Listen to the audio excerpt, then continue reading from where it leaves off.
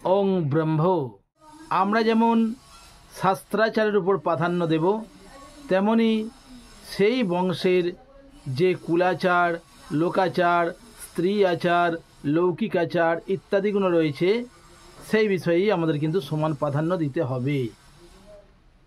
কারণ আচার এই সম্পর্কে শাস্ত্রেতেই লিপিবদ্ধ হয়েছে যে আচারকে প্রাধান্য অবশ্যই দিতে হবে।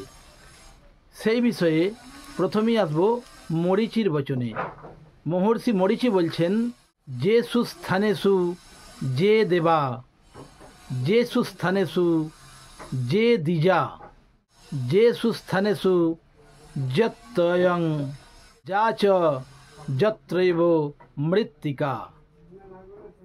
অর্থাৎ যে স্থানের যিনি দেবতা, যে স্থানের যিনি পুরোহিত, ব্রাহ্মণ পুরোহিত, যে স্থানের যাহা মৃত্তিকা তাহাকে অবশ্যই সম্মান করিতে হইবে। অর্থাৎ এটি হচ্ছে স্থান মাহাত্ম্য। আমি একটি স্থানে গেলাম, সেখানে একটি সুন্দর মূর্তি রয়েছে, সেই মূর্তির অবশ্যই সম্মান করতে হবে। কারণ আমি গিয়ে সেই মূর্তিকে কখনোই ভিন্ন রূপে দেখে আর এক অন্য মূর্তিকে বড় করতে পারবো না, কারণ স্থান মাহাত্ম্যে এটি রয়েছে। অতএব সেখানে গেলে আমি যদি ওই যে মূর্তি রয়েছে, যে স্থানের যে মূর্তি রয়েছে, সেইখানে আমি যদি অন্য মূর্তি, অন্য যে মন্দিরের অত্যন্ত প্রশংসা করি এবং তাহার প্রশংসা না করি, তখন কিন্তু আমি দেব ঋণে জর্জরিত হতে পারি। এটি কিন্তু মনে রাখতে হবে। এই একটি আচারাদ বিষয় গেল। সুন্দরভাবে এই বিষয়টিকে তুলে ধরেছে বৃহৎ নারদীয় পুরাণ। দেশাচার পরিগজ্জস্তু তদ্দেশীয় জৈনরৈ অন্যথা পতিত জ্ঞেয় সর্বধর্ম বহিষ্কৃত।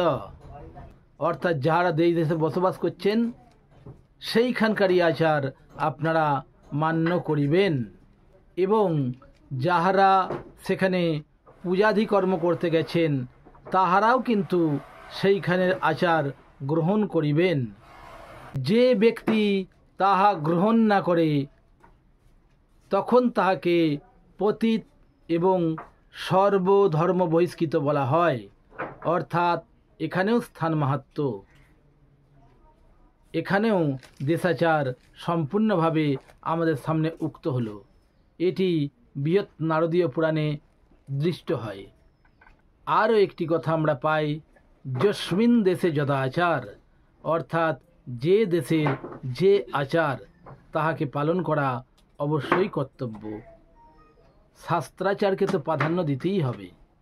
এই বিষয়ে আমি আমার আগের ভিডিওতেও বলেছি, শাস্ত্রাচারকে অবশ্যই প্রাধান্য দিতে হবে, কিন্তু তার সঙ্গে এই যে আচারার যে কর্মগুলি রয়েছে, আমরা যেগুলো দেখতে পাই বিবাহের ক্ষেত্রে স্ত্রী আচার, লৌকিক আচার, কুলাচার যেগুলি রয়েছে, দেশাচার, এগুলির প্রাধান্য অবশ্যই দিতে হবে।